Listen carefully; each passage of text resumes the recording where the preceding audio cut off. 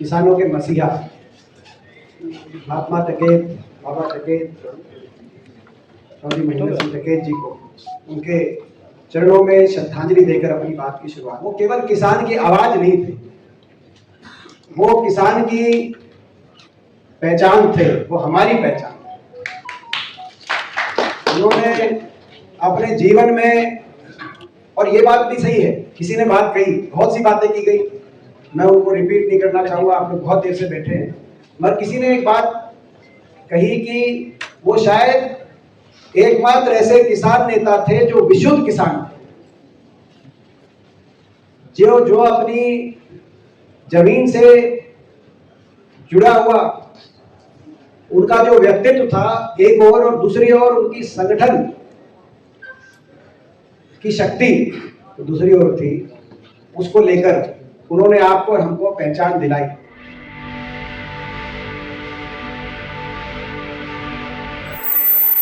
और विशेष तौर पर किसान के संघर्ष के प्रति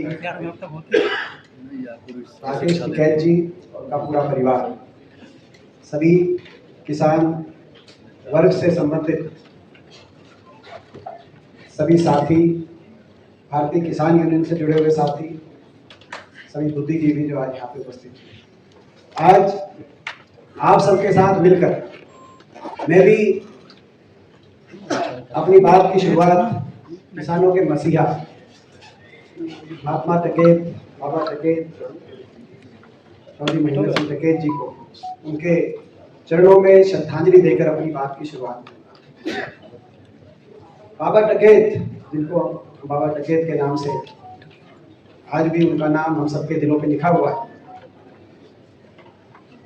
वो उनका संघर्ष हमने उस बारे में बहुत लंबी विस्तार से अपनी बात रखी। वो केवल किसान की आवाज नहीं थे, वो किसान की पहचान थे, वो हमारी पहचान।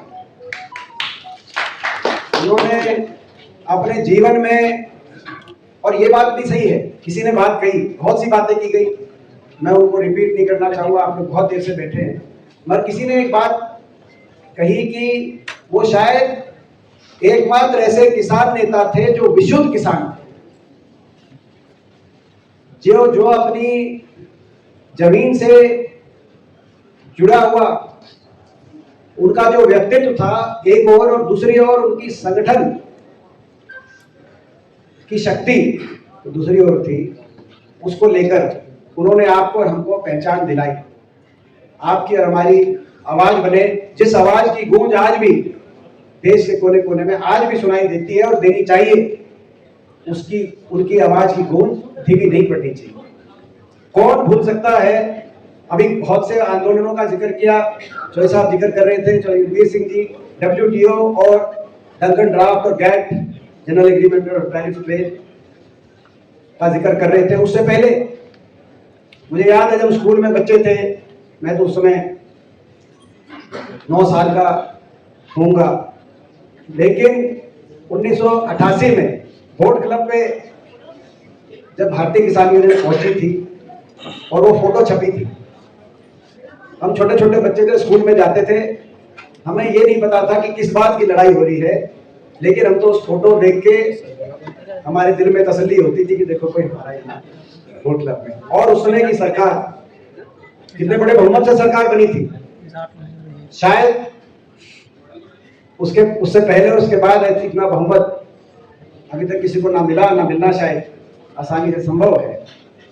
लेकिन उस सरकार को वोट क्लब पे जब चौधरी महेंद्र सिंह टिकैत पहुंचे तो हमारी पार्टी की सरकार थी, स्वर्गीय राजीव गांधी जी की सरकार थी, लेकिन उस सरकार को भी झुकना पड़ा और 35 उन्होंने अपनी मांग रखी थी, अखबार में छपी कि उनकी सारी मांगे मानी। ये ताकत थी। उसके बाद जब उन्होंने वो लड़ाई लड़ी, किसान की आवाज को एक नया रूप देश में दिया। आपने जिक्र किया कि ज्वाइंट पंजाब के समय, आजादी से पहले 1906 में पगड़ी समाज जट्टा आंदोलन, बड़ा आंदोलन था। पगड़ी समाज जट्टा आंदोलन हुआ, उस समय सरदार अजीत सिंह जी जो भगत सिंह जी के चाचा जी थे और मेरे परदादा जी चौधरी मातूराम जी, उन दोनों को काले पानी की सजा हुई, बहुतों को जेलों में जाना। और उसके बाद अंग्रेजों ने अपने जो कानून उस समय लेके आए थे अंग्रेज, उन कानूनों से अंग्रेजों ने अपने कदम पीछे लिए। लेकिन उसके बाद देश जब आजाद हुआ और प्रजातंत्र आया, तो प्रजातंत्र में अमूमन किसान की आवाज, जो प्रजातांत्रिक प्रक्रिया से चुनी हुई सरकारें थी, वो किसान की आवाज को तवज्जो देने लगी। लेकिन जो भी हरजन सिंह मलिक जी कह रहे थे कि राजनीतिक विचारधारा, भाषा, भूषा, धर्म, जाति में जब किसान की आवाज बटी, तो किसान की आवाज को सारी राजनीतिक सीमाओं को से ऊपर उठाकर, क्योंकि किसान यूनियन को उन्होंने गैर राजनीतिक, मैं ये उनकी एक बहुत बड़ा उनको श्रेय देता हूं, हर बात से ऊपर उठाकर किसान को एकजुट किया, किसान की आवाज में वो ताकत पैदा करी कि इस लोकतंत्र में कितने बड़े बहुमत से कोई सरकार बनी हो, लेकिन अगर किसान एक हो जाए तो सरकार को भी झुकना पड़ेगा। ये उनकी बहुत बड़ी देन, बहुत बड़ी शक्ति थी। आज उसको हमें याद करने की आवश्यकता है, आज के संदर्भ में याद करने की आवश्यकता है। मुझे याद है वो दिन 2011 में जब जॉय साहब का स्वर्गवास हुआ। हुड्डा साहब उस समय चंडीगढ़ में थे, हम सब चंडीगढ़ में थे, वहाँ से वो पहुँचे गांव में, और हुड्डा साहब ने, मुझे याद है जब चल रहे थे तो एक ही बात कही कि आज देश को इतना बड़ा नुकसान हुआ है, इसकी पूर्ति संभव नहीं है। उनके जो ये शब्द थे, उन शब्दों की गहराई को और वजन को आज मैं समझ सकता हूँ। जब आज मैं देखता हूँ देश में किसान के साथ जो अन्याय हो रहा है, धड़ल्ले से हो रहा है, तो उस बात को, उनके शब्दों के गहराई को और सच को मैं महसूस कर सकता हूँ एक नौजवान के नाते। लेकिन मैंने जैसे कहा कि उनकी आवाज जो गूंजी थी, उसकी गूंज सुनाई देनी चाहिए देश में। ये आज और हमारा और आपका संकल्प होना चाहिए, तभी सच्ची श्रद्धांजलि होगी। और वो गूंज सुनाई दी जब ये 3 कृषि कानून आए और जो आंदोलन किसान ने किया इन 3 काले कानूनों को वापस करने के लिए। और मैं इसके लिए राकेश टिकैत जी का मैं विशेष तौर पर इनको मैं धन्यवाद करता हूं, और अपनी तरफ से मैं इनको शुभकामनाएं देना चाहता हूं। क्योंकि देखो, महात्मा थे बाबा टिकैत, वो किसी विरासत में पैदा नहीं हुए थे, जो ऐसा वो कोई विरासत में पैदा नहीं हुए थे। वो उन्होंने जो देश के किसान के लिए किया, वो बिना किसी विरासत के किया, वो असाधारण बात थी। लेकिन आपके कंधों पर, आपके परिवार के कंधों पर उससे भी बड़ी विरासत, इतनी बड़ी विरासत, और इतनी बड़ी विरासत को संभालना, क्योंकि विरासत बहुत बड़ी बड़ी होती है, लेकिन उनको संभालना और उस रास्ते पे आगे बढ़ना, उन संस्कारों को आगे लेके चलना, ये मैं समझता हूं कि शायद उससे भी असाधारण चुनौतीपूर्ण बात होती है। इतनी बड़ी विरासत, उसको संभालना, कंधे मजबूत चाहिए। और आपने जब 3 कानूनों के खिलाफ आंदोलन हो रहा था, तो आपने उस आंदोलन को जिस रूप से आगे बढ़ाया, आपने दिखा दिया कि वो विरासत आपके कंधों पे सुरक्षित। मुझे याद है जिस दिन गाजीपुर बॉर्डर पे आपके साथ अन्याय हुआ, उस दिन सुबह 11 बजे पार्लियामेंट में हम पहुंचे। तो पार्लियामेंट में बात आई कि चलो, मैंने कहा भाई चलो, यहाँ सबको चलना चाहिए। लेकिन परिस्थिति ऐसी थी कि एक एक करके मेरे साथी जो है छटकते गए, और जब तक मैं गाड़ी में पहुंचा, जब पार्लियामेंट में अंदर बैठे थे तो सबने कहा कि सारे साथ चलो, लेकिन जब तक मैं गाड़ी में बैठा और चले हम, तो संसद में थोड़ी देर बाद ही अगले दिन संजय सिंह जी भी आए थे। तो ये जो आज मंच पे है, इत्तेफाक है संजय जी तीसरा कोई देश की संसद में, ये आपकर हमारे लिए सोचने की बात है, 750 सांसद लोकसभा राज्यसभा के मिलाकर, देश की संसद से अगले दिन केवल 2 सांसद पहुंचे। और जबकि हम तो अंदर भी बहुत लड़ रहे थे उस टाइम, क्योंकि राज्यसभा में मैं था, राज्यसभा में संजय भाई थे, तो हर तरह की लड़ाई हम अंदर लड़ रहे थे। तो अंदर कितनी तानाशाही हो रही थी इस लोकतंत्र के मंदिर में, और लोकतंत्र में कितनी बड़ी गिरावट हुई है पिछले कुछ वर्षों में, इसकी गवाही मैं भी दे सकता हूं। मैं 5वीं बार मुझे देश की संसद में सांसद के रूप में जाने का अवसर मिला है।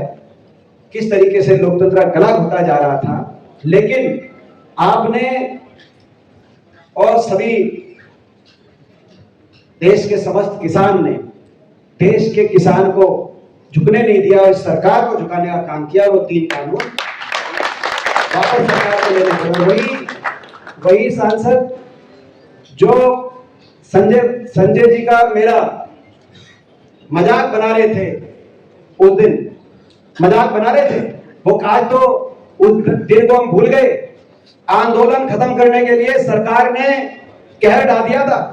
सरकार को लग रहा था कि यहां ये कमजोर पड़ गए, यही वापस खदेड़ दो, लेकिन वहां से टर्निंग पॉइंट था। और जब हम जा रहे थे तो हमें कह रहे थे कि कुछ नहीं मिलेगा, मजाक बना रहे थे, हर तरह का मजाक। बीजेपी वाले तो खुल गई मजाक। लेकिन उसके बाद जब हम जीते, मैं इसीलिए आपका धन्यवाद कर रहा हूं कि जब हम जीते तो वही सांसद थे, हम छाती ठोक के कहते थे हम किसान के बेटे हैं भाई। तो ये उनकी जय साहब की आवाज की गूंज किसान आंदोलन में भी सुनाई दी। और अब जब देश के किसान पे दोबारा से संकट की घड़ी आई है, जब देश के किसान के हकों को अमेरिका जैसे देशों के हाथों में बेचा जा रहा है। अभी सुधाकर जी ने एक एक फसल का बताया, एक एक फसल की बता रहे थे। ये साथी सांसद है, बहुत अच्छी इनकी पकड़ है कृषि के मुद्दों पे। मैं इनको उसमें एक और जोड़ दूं, क्योंकि बिहार से है, उसमें मखाना भी है, मखाना भी खोल दिया। जीरो मखाने पे तो 0 लगेगा जी, और मखाना भी अमेरिका से आएगा, क्योंकि बिहार के इलेक्शन हो गए। मखाना बोर्ड जो बिहार में बनाना था इन्हें बना लिया, अब मखाना भी खोल। तो आपने बाकी फसलों के बता रहे थे आप। तो जब इतना बड़ा अन्याय देश के किसान के साथ हो रहा है, अमेरिका ये घोषणा कर रहा है कि कृषि का समझौता फाइनल हो गया, देश के किसान छोड़ो, देश की संसद को ही नहीं बताया जा रहा, तो आप अंदाजा लगा सकते हैं। तो आज जब हम श्रद्धांजलि देने के लिए इकट्ठे हुए हैं, तो मैं समझता हूं कि ये संकल्प हमें अपने दिल में लेना पड़ेगा कि जो लड़ाई लड़नी पड़ेगी देश के किसान के हकों की, उस लड़ाई में आप और हमको मिलकर एकजुटता से, प्रोफेसर वीरेंद्र जी ने एक बात ठीक कही कि एकजुटता से, अगर एक नहीं है तो कोई कुछ नहीं है। बोट क्लब की रैली के मैं याद कर रहा हूं कि बोट क्लब की रैली के बाद सरकारों ने बोट क्लब देना बंद कर दिया 88 के बाद, यही बोली ना, मगर जिक्र आज तक है, आपका हमारा जिक्र है। तो एक होना पड़ेगा और एकजुटता से किसान की आवाज अगर दोबारा से देश में जाएगी तो चौधरी महेंद्र सिंह लेके जी की जो वो आवाज थी उसकी गूंज दोबारा देश में सुनाई देगी। यही इसी भाव के साथ मैं एक बार फिर अपनी ओर से, और मैं ये कहूंगा कि वैसे तो पूरे देश में उनकी लोकप्रियता, लेकिन मैं तो हरियाणा की बता सकता हूं। राजकुमार भाटी जी कह भी रहे थे, वैसे तो ये बट बांट दिया इलाका, वो कह रहे थे महाभारत की याद दिला रहे थे कि महाभारत में आपका और हमारा रोल रहा होगा। महाभारत की लड़ाई भी 5 गांव पे लड़ाई शुरू हुई थी, इंद्रप्रस्थ, सोनीपत, पानीपत, पाकपत और तिलपत, जो फरीदाबाद वाला तिलपत। रोहतक कैसे छूट गया पता नहीं। तो जो है, तो ये इन 5 गांव की हुई थी। अभी 5 गांव बट गए, कुछ कोई यूपी में आ गया कोई, लेकिन तो भाई है क्या कह रहे ना रोहतक, देखो ऐसा है। एक और बता दूं मैं बात, देखो बनी साहब नुकसान कितना हुआ हमारा। रोहतक इसलिए छूट गया कि इंद्रप्रस्थ जो है ना, यहाँ जहां बैठे ये मालचा गांव की जमीन में बैठे हैं।